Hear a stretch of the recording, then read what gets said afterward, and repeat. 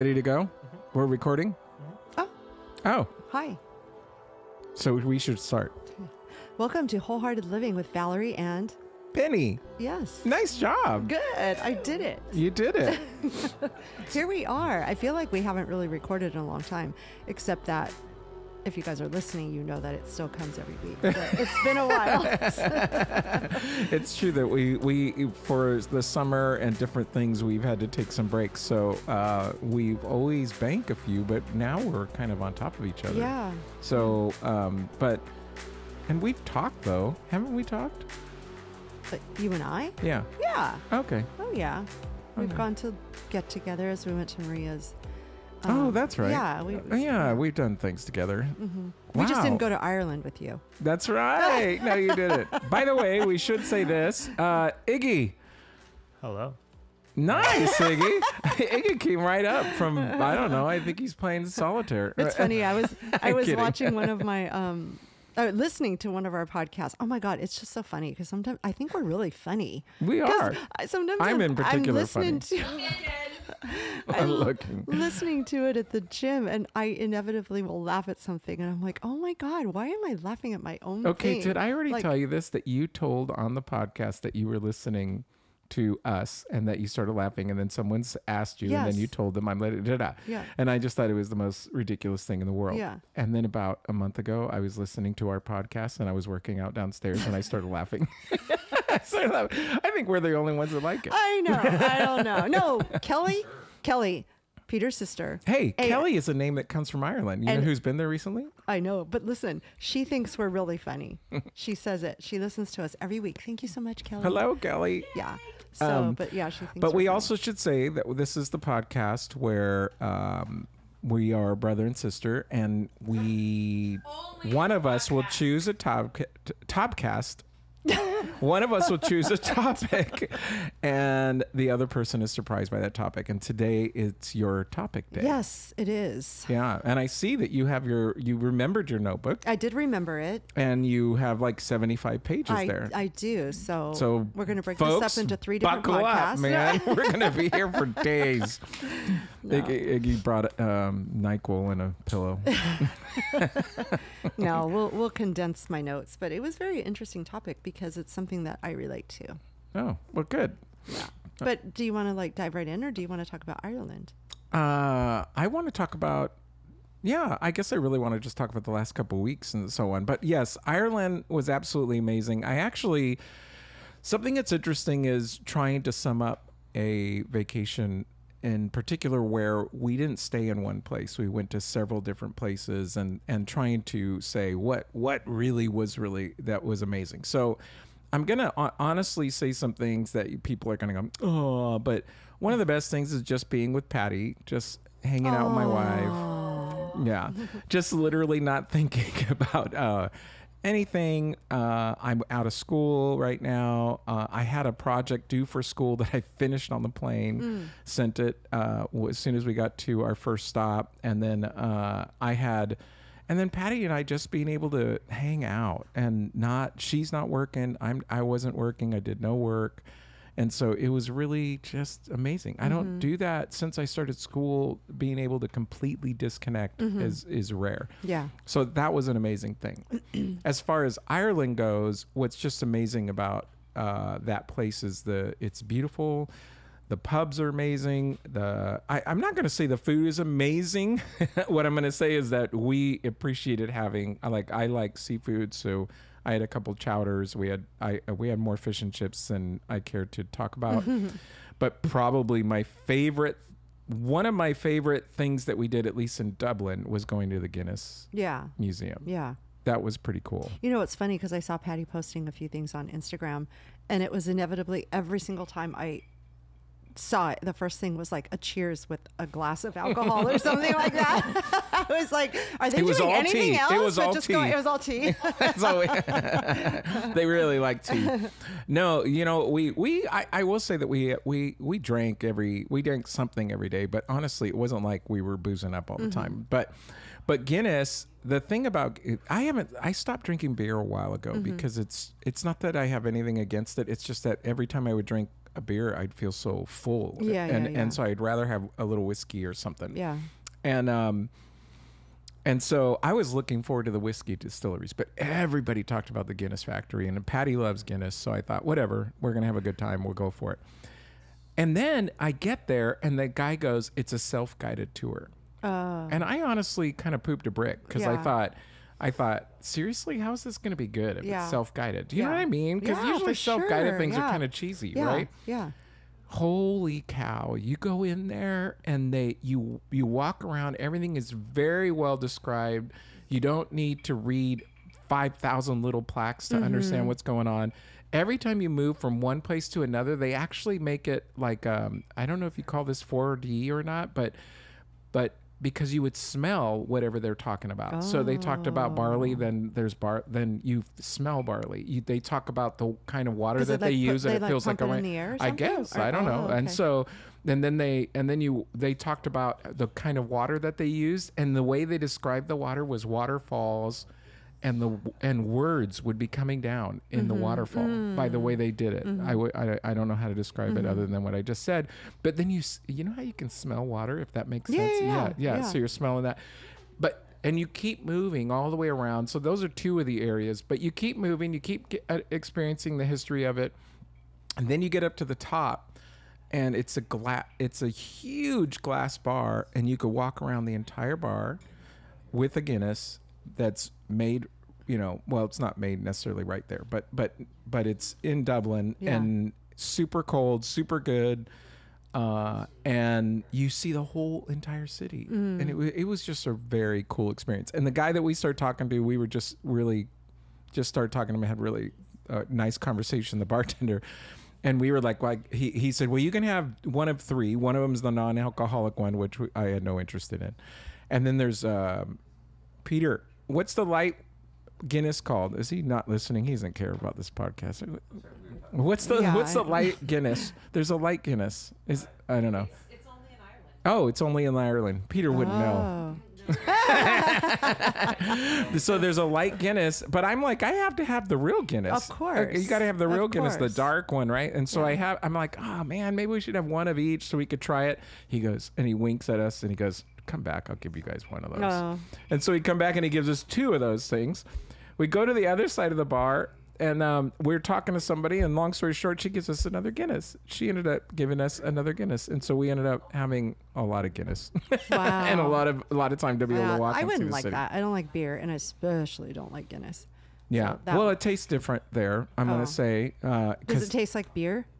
Yeah. Okay, no. I'm not like that. Okay, Unless yeah. it tastes like a margarita. Well, what I'm going to not. say is when you have beer here, it's really when you have Guinness here, it seems like it's hoppy to me. And I don't like hoppy. I don't like IPAs. I don't like that. And it wasn't. It was so smooth. So Very cool. other than that, we stayed at a castle. Now, did you know something about castles? No, I don't know. Yeah, because I just totally ruined everything.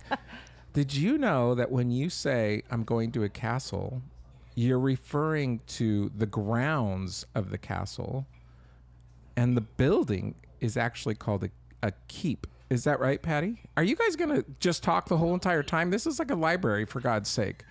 They have their own podcast going. Yeah, exactly. Get your own microphones. Patty, it's called a keep? Yes, it's called Keep. Okay, so the building is called a keep, and when you say castle, you're referring to the grounds and everything, and everything that's included in the wall. So what's interesting is the castle. If you use it by that definition, we went for walks all along there. We actually got lost once. I had to bring out my iPhone and use a compass to figure it out. And I thought, oh my God, we're on a trail and we got lost. Wait, so what do you call the actual building that you stay in? A keep. I said it. Oh, you already said that? Sorry. Oh, that means all of our listeners are lost too. But yeah, the castle is the focused on castle grounds and shadow. everything, and then the keep is the actual building. So Patty, that was on her bucket list, which was great. So it was probably the most expensive part of the trip, but we is just staying the night there, eating there. Yeah, that was another thing that was a little bit of bummer, is that I thought I got this great deal on a car, to rent. And when we got there, they go, okay, well, you went through this agency, which is baloney because it says right there the name of the place that we went. But then they go, they are not required to tell you that you have to have insurance. And the insurance costs the same amount of the rental. Oh, so gosh. it doubled the price. Oh. And so we ended up being able to, it's so funny because I thought, wow, this is such a great deal. And Yeah. we used the same company in the UK a year ago. So I thought it was going to be a good deal. But in Ireland, they, screwed us over. But other than that, it was your car. It was a Hyundai Tucson. Oh, no. It wasn't your car. Oh, and it was a hybrid. And it was on the other side of the steering wheel. It was not your car. It did have 4 wheels. Oh, okay. Oh, Yeah. my God. But just driving through was kind of cool. Oh, the Cliffs of Moher. You know what the Cliffs of Moher are? No. The Cliffs of Insanity from Princess Bride. It's also, I think it's already established that Valerie doesn't know the Princess Bride. Yes. yeah. Yes. So Iggy knew that. And Iggy, what was the other thing that I told you about from? It's the cave from Harry Potter and the Half-Blood Prince. Yes, the cave from Harry Potter. I've never seen Harry Potter either. Oh, Or read jeez. the books. Or anything. I seriously can't believe I do a podcast with you. And they show him in leap year as well at one point. Oh, I've never seen that either. Oh God! Is it on you haven't Lifetime? lived. So but it was an amazing experience to see that. We also went to Galway, and I like that because Ed Sheeran has a Galway Girl song. And when we were in Dublin, it was so funny because nobody knew this. Trinity might not even have remembered. What was the name of that street? Grafton Street. They go Grafton Street. They go, this is Grafton Street. And I was like, oh my gosh, I got to walk through there. Ed Sheeran talks about this. And everybody was like, no, I don't think he does. There it is. And that was it. And it's in Galway Girl, I think, that he starts off. I met her on Grafton Street, which is in Dublin. But Yeah. yeah.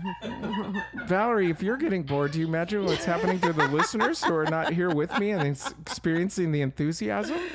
Oh, my goodness. You asked me about Ireland. I fart in your general direction. That's Monty Python. That's a Monty Python. I know. I am so. All right, talk. I don't know anything. I know. That's kind of like my topic right now. Oh, great. It really is. Super. So we'll just use that as a segue. You have 3 pages of nothing? Segue. Perception versus reality. I don't know what that means. Oh. Keep going. Perception. Keep going. So anyway, the reason I started thinking about this topic is for certain things. One of them being, Peter brought up something one day to me because I said something about, oh God, I don't even know what I said. Like something about my physical being. And I said something and he goes, and you wonder where Kylie gets it, or something like that. Like Kylie will say something about, I'm like, oh my gosh, baby, you look really great. And she goes, I know, but no, she doesn't say I know. She goes, I know. No, she doesn't say I know. Like, that's so funny. She'll pull up a negative and I'm like, what? Why are you doing that when I just said you look great and what have you, right? But then I did it, and then Peter's like, and you wonder where Kylie gets it. So there's like this perception of things, and then there's like the reality, right? And so when I started digging in, because I started like really thinking about like, do I actually feel like that about myself? Do I, is it just, am I trying to take the load off of something? Like maybe I'm thinking, I don't want anybody to think that I actually think that. I don't want, you know what I mean? Like you want to be conceited. Exactly. Yeah. I don't want to.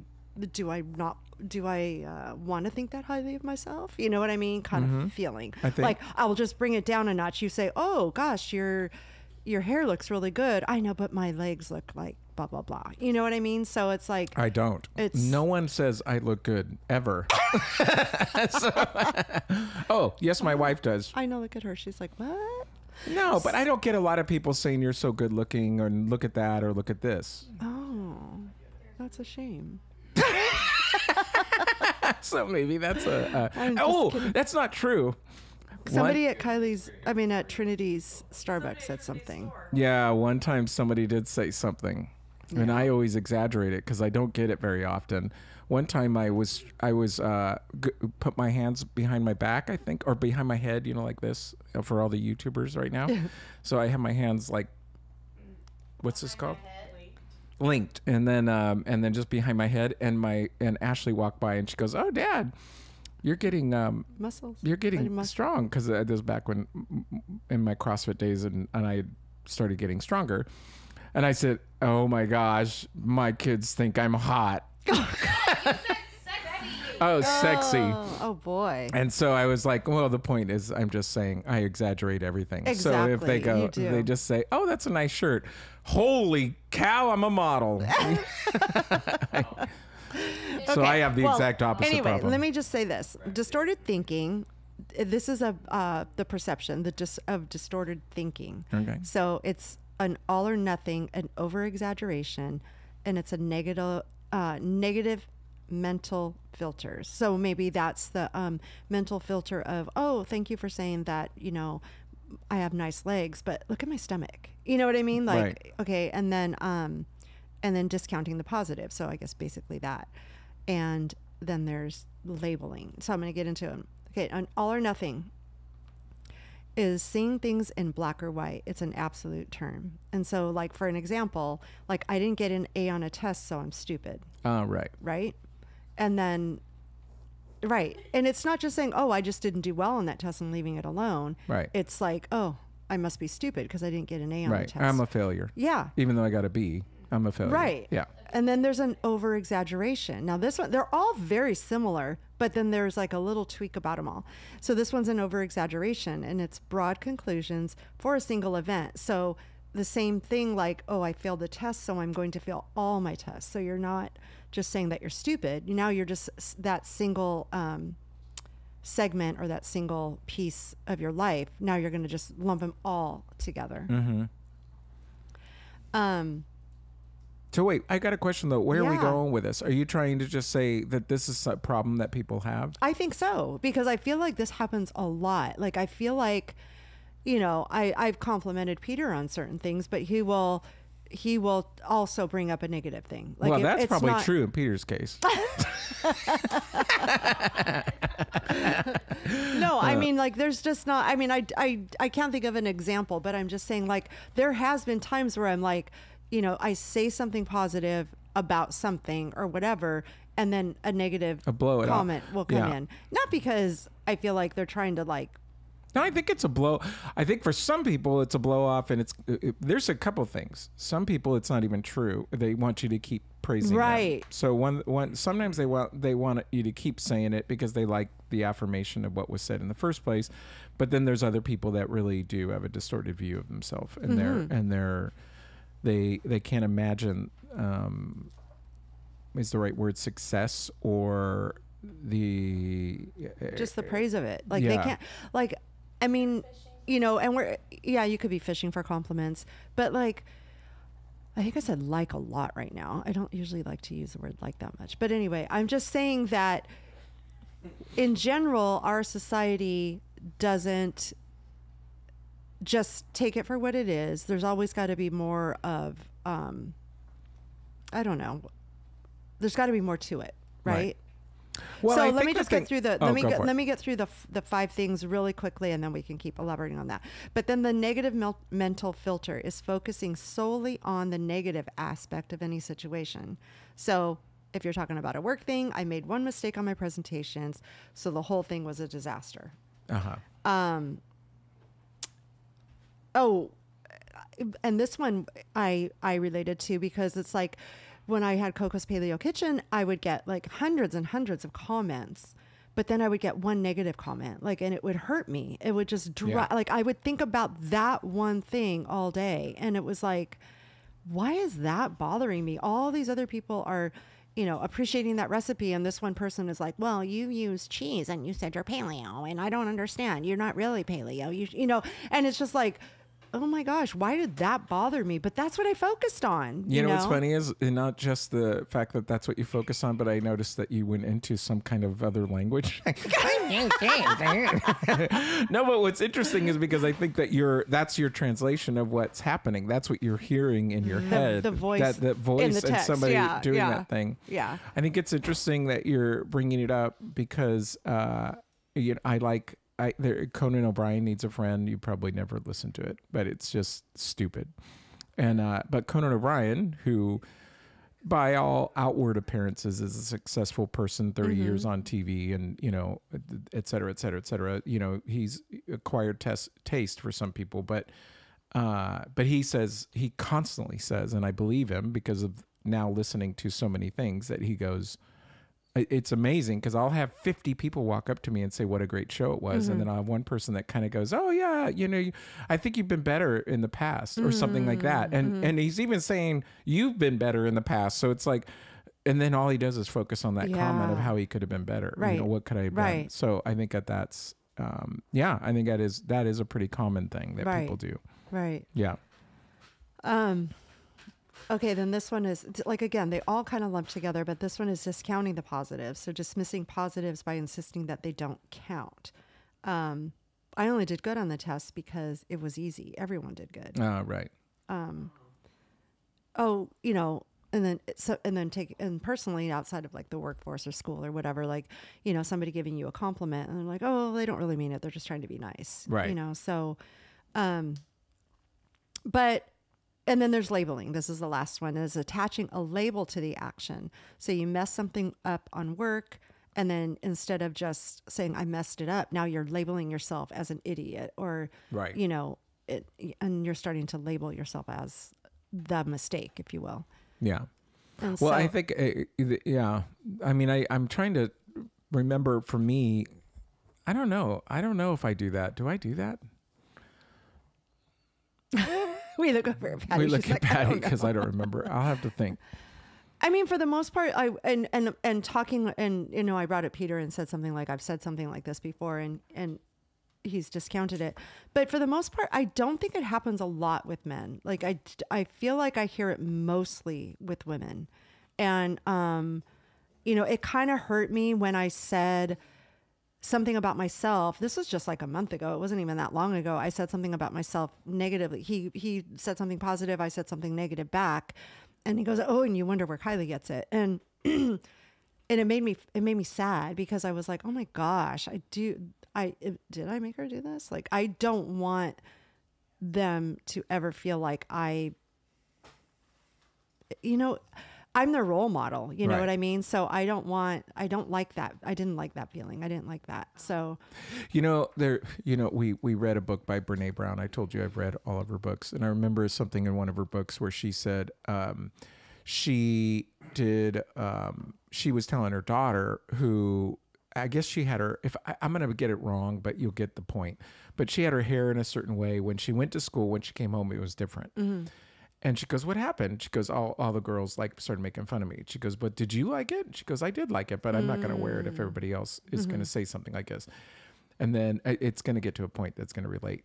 But then what happened was that she was like, you shouldn't care about that, and da-da-da-da.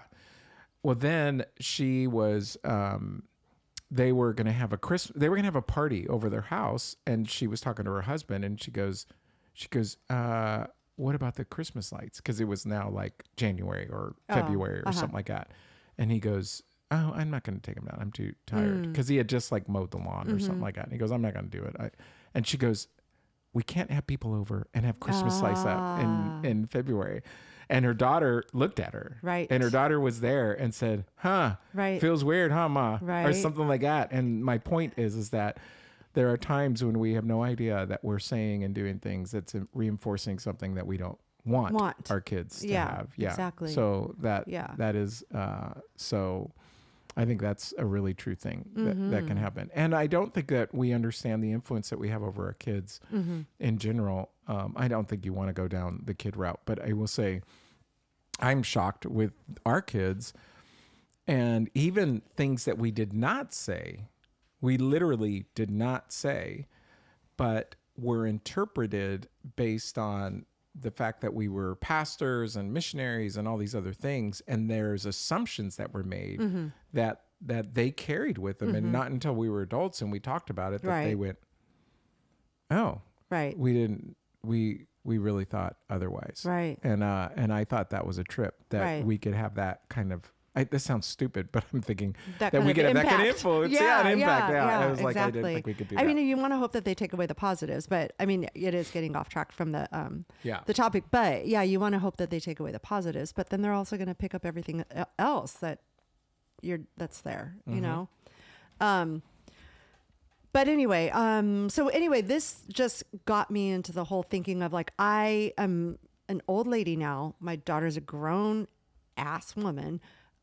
So are all my kids, but I don't want, I can make the change right now. Like if I want to live wholeheartedly, I honestly want to be able to accept that compliment. And I feel like when you get out of the habit of, if you change the script a little bit and get out of the habit, then you can suddenly accept the compliment without telling yourself, okay, don't say anything negative. Like it'll just happen. Like eventually, I don't know. I feel like some habits are really hard to, well, I feel like some habits are really hard to break, but once you've gotten out of the habit of trying to break it, you're suddenly in a whole new place. Well, are you saying kind of, okay, even though I might be experiencing this in my head, I need to respond to this differently? Is that what I'm hearing you say? If, for an example, that we were just the compliment thing of Peter saying, maybe if he says, oh, you look really nice in that outfit, I will say thank you instead of saying, do you think it looks okay? Like, I mean, I promise you, do I not say that like 99% of the time? You do. Yeah. Like, I feel like he'll say, that looks so good on you. Or I'm like, really? Do you think so? Or something I'm saying, it's for real. Yeah. And so, you know, you have to repeat what he said. Oh, he just said, it's not something I'm just saying. It's for real. Because he does say it a lot, but he also doesn't always say it. So I know when he says it, he really means it. But I have to get out of the habit of going, oh, but does it look okay? Does my stomach look, I always do that. And so I want to stop doing that. Yeah. So that's my whole point of this whole topic. How do you think it affects our wholehearted living? How do you think this is negatively impacting you? Because is it a perception or is it a reality? Like, I want to live in reality. I want to not, I don't want to be, first of all, I don't want to perceive what somebody is trying to say to me. I want to know that's the reality. And I also don't want to perceive myself as a certain way. I want to feel confident and secure and, because there's one thing to be, so I think what I'm hearing you say is, like, in the case of somebody giving you a compliment, it's just, you have to believe it. Like, believing it is important, instead of trying to put a caveat and like, they don't know what they're talking about. He really doesn't have an eye for that thing. Or, I mean, because that's the thing, is that in the old days, it was always drives me crazy when I would preach and people would walk up to me and say how funny I was. Mm-hmm. Because what's funny is that I wanted to change people's lives. Mm-hmm. And you're like, I didn't want to be funny. Yeah. I wanted to change people's lives, and yet people would come, oh my gosh, you're so funny. Right. And I'm like, oh, that's nice, but I actually want to impact lives. Right. I want to change. I'm hoping it makes a difference. Mm-hmm. And then when somebody did say something, it's funny because when I would preach, I would have certain things that I would think, these are the things that are going to kick people's butt. Mm-hmm. And they would come up and talk to me about some story that I made up literally on the spot. Mm-hmm. And they'd be like, wow, that really hit me. Mm-hmm. And I was like, that's not what, that wasn't the focus. Right. And my point, though, is that what would happen is that I would take that away like, oh, I messed up. Mm-hmm. I blew it. It's like, instead of just receiving it as, well, I'm glad that they enjoyed it. In the case of the people that it was funny. And you connected with somebody in a way that you didn't think that you were going to, but you still connected. Right. But I think that's why I feel like that happens a lot. And I don't want to always talk about it being like a compliment, like on our person. It could be anything in your job where you feel like, oh shoot, I didn't do that presentation the way I intended to. Okay, so the presentation wasn't done the way you intended to. Leave it at that. It doesn't mean that you're a failure at your job, or that, you're suddenly going to get fired. It's not, like the first one that they mentioned was that all or nothing attitude. you know, and you see things in black and white or black and white or absolutes. It's not always like that. Well, you know, it's interesting because what I kind of hear you talking about is a little bit of shame too, in that, you know, the difference between shame and guilt. Yeah.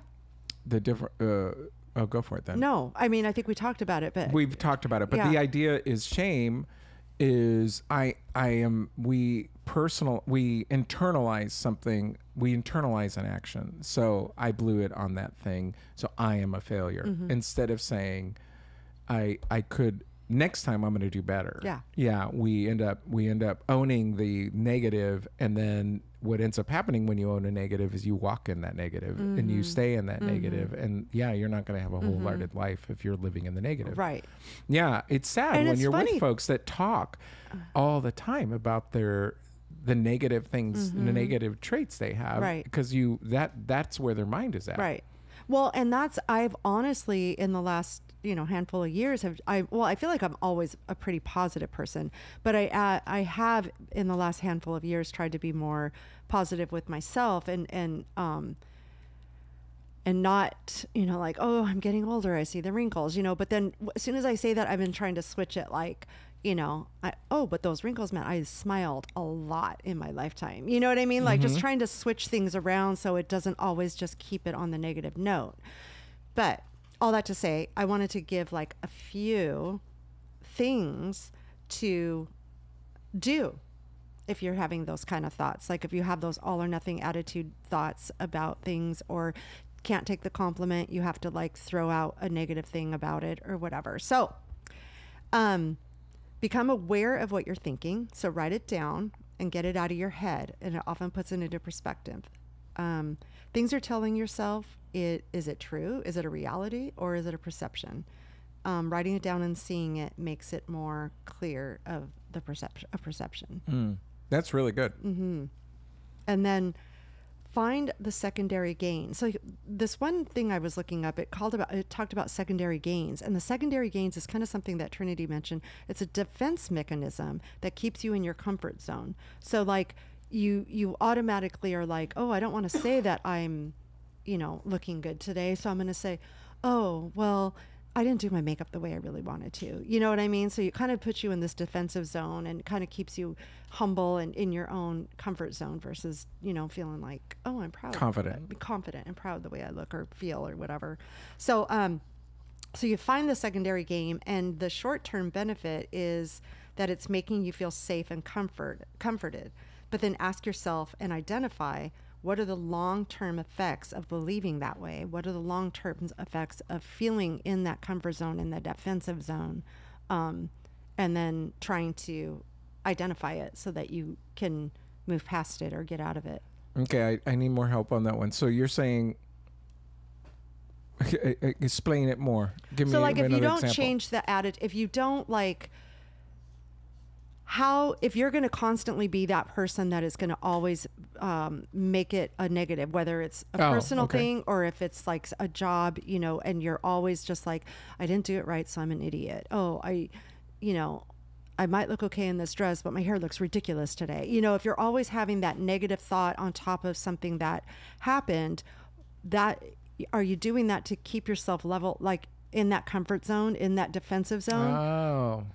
And if you are, identify why are you doing that? Like try to figure out why it is. Is it because you don't want to be conceited? Is it because you honestly feel like you can't ever do like a project properly, or you know, whatever it is? Or maybe it's even a little bit of self-sabotaging. Like in other words, you want to be perceived, and whether you know it or not, you're intentionally being perceived in a certain way, or making it so that you ultimately are perceived a certain way, because then it prevents you from the fear of being successful. Exactly.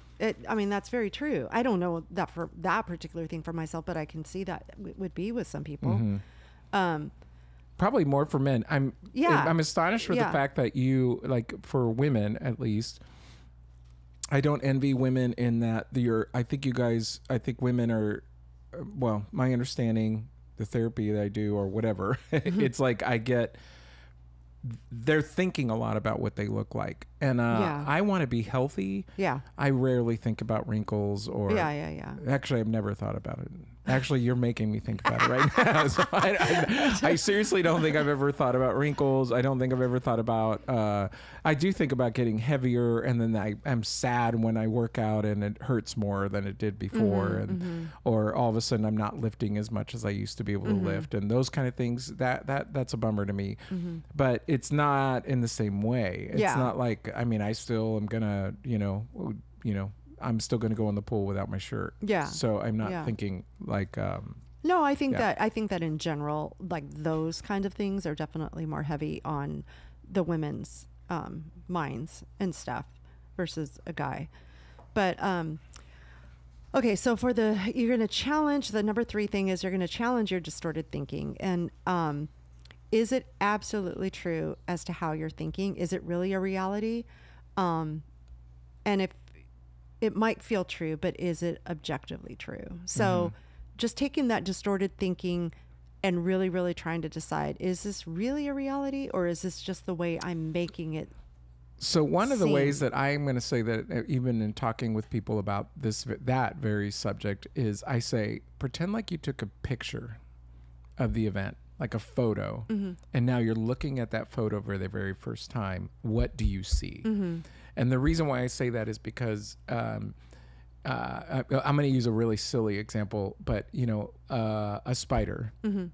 Some people are really afraid of spiders, right? And then you take a picture of that and you see this little tiny spider in the room, and you go, that spider is really relatively insignificant to the entire situation. Yeah. But when you're staring at it and your brain freaks out and you have to escape, it's a big thing. So the point is, when you're in that situation, if you're able to kind of like look at it from a different perspective, a different angle, like an alien, and looking out and like, what would they say about the situation? There, it's not. You start to communicate it in a different way. For sure. Yeah. And then it says number 4, opposite thinking. So what is the exact opposite of what you're thinking? And then how would my life be different if I believed that instead? So instead of saying like, like I just said, like I'm really going to try to just accept a compliment or whatever, and not try to like, I think you used the word sabotage it. And, what would the if I throw something out in my head, like what is the exact opposite of that? And then try to apply it so that I can just switch it quickly. Yeah. And take, I might even say take contrary action. So if your normal action is this, take the the opposite action, do a different action. Yeah. Because and then replace the thought with a thought that you would prefer. So then write it down too. And then you might not be able to control the first thought you have, but you can control the second thought. So again, just going back to me, just my first thought, if, someone says, oh, that dress looks really good on you. Oh, but do my legs look? I mean, can you see because I, blah, blah, blah. Like, okay, wait, that was my first thought, but now let me just replace it with a second thought. Yeah. And that's what my goal really is trying to do. Like I really had started thinking about that, is just replacing that second thought with my first. So hopefully I won't have those first thoughts anymore. Right. And break that habit. No, that's interesting. So really the sum of this thing is to say, we don't want to be looking into like our own perception of things. Well, when our own perception is a negative perception, trying to change that, because we can't live a wholehearted life if we're constantly living in the negative. Exactly. And again, like it's so interesting because I always thought of myself as such a positive person, and I feel like I am for the most part. Like I definitely live more, the half glass full. But when I started picking apart and it really got me thinking when Peter says, and you wonder where Kylie gets it, then I just was like, oh my gosh, I hate when she says stuff like that about, like I give her a compliment and then she turns around and says, I know, but and I'm just like, what? Yeah. No, what are you doing? Just take it. And then when I realized I did it, I'm like, oh, I don't like that part of myself. And so, and then it just got me to thinking about that. And so I started digging in and doing a little bit of research, obviously. And I started learning a lot about all these different perceptions, and it could be in the workplace. It can be with your physical being. It can be with, school, whatever. Yeah. And there's a ton of people out there, you're listening and you're thinking, and there's no doubt that you have that we all have some kind of perception of ourselves that we wish we didn't have. And so being able to change that. I really like the idea of journaling too. I actually am pretty big on journaling nowadays. And the journaling idea is really good to get it out of your head. Well, I love that because it really, being in black and white is like that picture. Because once you see it, you're like, oh, that doesn't read right. That doesn't sound good, you know? It's true. Yeah. Once you write it down, a lot of times, well, it's the same thing with almost anything, but when you write it down, it becomes smaller. It often can become like, wait a minute, why am I, like I brought up the spider. Why am I freaking out? Now, there are some like clinical people that are really dealing with issues. I don't want to focus on that. Right. My thought is, but when it comes to these kind of things, if we start writing them out and all of a sudden we can get them out of and look at them from a perspective that's not within our own minds, but instead it's out there. And we're saying, I'm going to address that particular problem. And if you can take it a step further, because this was my other thought when I was like starting to look about how people would talk about themselves if they didn't do well on a test. Like, I'm such an idiot. And I'm thinking, would you say that to a friend that said, oh my gosh, I didn't do that on it? Oh, you're such an idiot. Right. No. Yeah. So why are we talking to ourselves like that? Talk to yourself the same way you would talk to your kid, to your best friend, or something like that. Yeah. And the truth is that maybe you didn't do as well in the test. And the real question we should ask is, what will I do differently to be better prepared for that test? And then the question would be, could I ever do better? Because maybe I'm never going to do better. But so why am I so unhappy with the B? What is the problem with I passed? Right. Let's just move on. For sure. So yeah. So that's interesting. So that was it. Well, there you go. Yeah. Yeah, that was a lot of notes. So hopefully, folks, you are out there and you're going. That was my own podcast for myself. I was telling all that to myself. Yeah. Well, you can go into the gym and laugh. Laugh at yourself. That'd be perfect. But the first part of it, I'm going to be yawning. Oh, jeez. Just kidding. I did the best. I forgot what I did. I did the best. Recap. Oh, That's a great word That's of a good, Ireland. Yeah, that anybody could ever do. You see? Golly. Thanks, I'm a Benny. raconteur. Is that how you say it? No, raconteur. Something like that means that you can speak well. God. That you All have right. great words. Well, thanks for being here, you guys. This Yes. is Wholehearted Living, and you can find us on an Instagram, wholeheartedliving_podcast. No, wholehearted_living_podcast. I know, but they would still find us the same way I said it. Okay, folks. Well, we're glad you're here, and thank you, Iggy, for keeping us Yes, in Iggs. sounds. I don't know what to say every time I say it wrong. Say Iggy Meister? No, I keeping us in sound. Yes. That doesn't make any sense. It's at least he's keeping us in sound. All right, you guys. We'll see you next week. We'll see you guys next week. Bye. Ciao. Oh my goodness.